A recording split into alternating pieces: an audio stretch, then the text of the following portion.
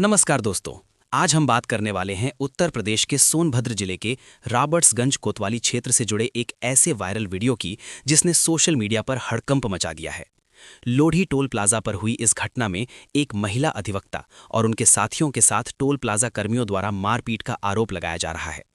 Video सामने आने के बाद से ही ये मामला लगातार चर्चा में बना हुआ है और लोग तरह तरह के सवाल पूछ रहे हैं। आखिर विवाद शुरू कैसे हुआ, गलती किसकी थी और अब तक पुलिस ने इस पूरे मामले में क्या कार्रवाई की है?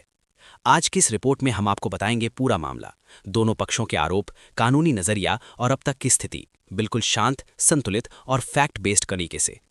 इस रिपोर्ट का मकसद किसी को दोषी ठहराना नहीं है, बल्कि ये समझना है कि आखिर ऐसी घटनाएं क्यों होती हैं, सिस्टम में कहाँ कमी रह जाती है और हम सब इससे क्या सीख सकते हैं।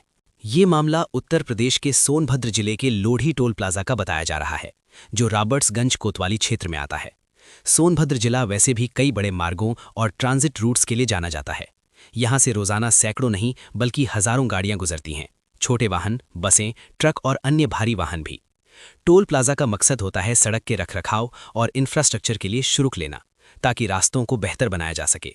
लेकिन अक्सर देखा जाता है कि टोल प्लाजा पर लंबी लाइनें लग जाती हैं, फास्टैग से जुड़ी तकनीकी दिक्कतें आ जाती हैं या फिर स्टाफ की कमी की वजह से गाड़ियों को ज्यादा देर तक इंतजार करना पड़ता है।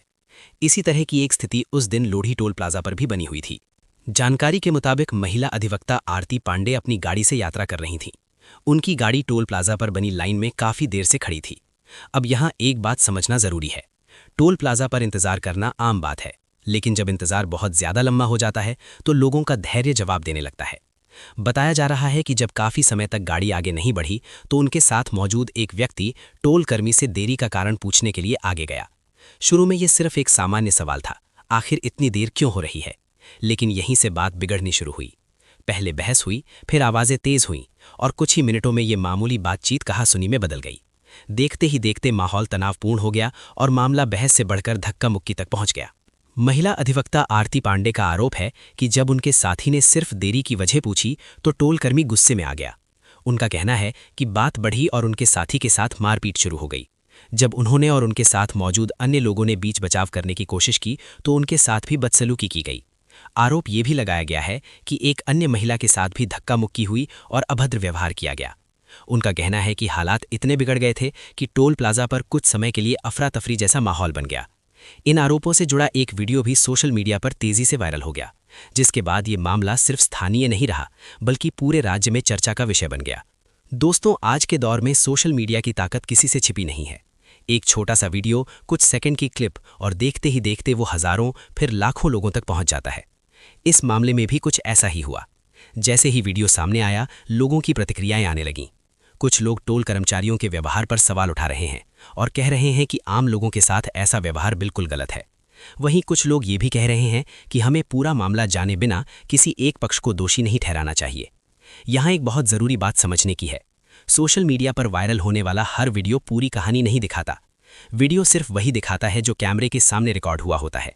उससे पहले क्या हुआ, उसके बाद क्या हुआ, ये सब जांच का विषय होता है। इसीलिए किसी भी निष्कर्ष पर पहुंचने से पहले तथ्यों और जांच का इंतजार करना जरूरी होता है। अब बात करते हैं दूसरे पक्ष की। अक्सर ऐसे मामलों में टोल प्लाजा प्रबंधन या कर्मचारी भी अपनी तरफ से सफाई देते हैं कि विवाद कैसे शुरू हुआ और स्थिति क्यों बिगड़ी। कई बार कर्मचारियों का कहना होता है कि उन पर काम का दबाव होता है, भीड़ ज्यादा होती है, इसलिए किसी भी मामले में सिर्फ एक पक्ष की बात सुनकर फैसला करना सही नहीं होता। सच्चाई अक्सर दोनों के बीच कहीं होती है, जिसे सामने लाने का काम जांच एजेंसियों का होता है। कानूनी तौर पर देखें तो टोल प्लाजा एक सार्वजनिक जगह है। यहाँ किसी भी तरह का हंगामा, झगड़ा या मारपीट कानून व्यवस्था का मामला बन जाता है। अगर किसी के साथ गलत हुआ है तो सही तरीका यही है कि पुलिस में शिकायत दी जाए और मामले की निष्पक्ष जांच हो। खुद कानून हाथ में लेना या झगड़ा बढ़ाना हालात को और बिगाड़ देता है। कानून सभी के लिए बराबर है, चाहे वो आम नागरिक हो, चाहे कोई कर्मचारी हो या फिर कोई वकील ही क्यों ना हो। इस तरह के मामलों में आमतौर पर पुलिस वीडियो फुटेज, गवाहों के बयान और दोनों पक्षों की शिकायत के आधार पर जांच करती है। जांच के बाद ही ये साफ हो पाता है कि गलती कहाँ हुई और जिम्मेदार कौन है। सोशल मीडिया पर वायरल होने से दबाव जरूर बनता है, लेकिन असली फैसला सबूतों और जांच के आधार पर ही होता है। यही वजह है कि किसी भी निष्कर्ष पर पहुंचने से पहले हमें संयम रखना चाहिए और जांच पूरी होने का इंतजार करना चाहिए। ये घटना सिर्फ एक झगड़े की कहानी नहीं है, बल्कि ये हमें ये भी सोचने पर मजबूर करती है कि क्या हमारी सार्वजनिक जगहों पर काम करने का सिस्टम और बेहतर हो सकता है। टोल प्लाजा पर अक्सर लोगों को जिन समस्याओं का सामना करना पड़ता है वो हैं लंबी लाइनें, फास्टैग से जुड़ी तकनीकी दिक्कतें, स्टाफ की कमी और जानकारी की कमी। इन सब का असर सीधा लोगों के धैर्य पर पड़ता है, और जब धैर्य टूटता है तो विवाद की संभावना बढ़ जाती है।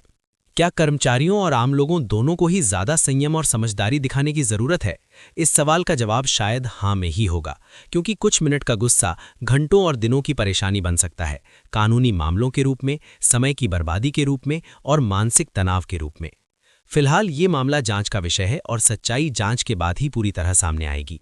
आप इस पूरे मामले पर क्या सोचते हैं? क्या ऐसी घटनाओं में सख्त कार्रवाई होनी चाहिए या सिस्टम में सुधार ज्यादा जरूरी है?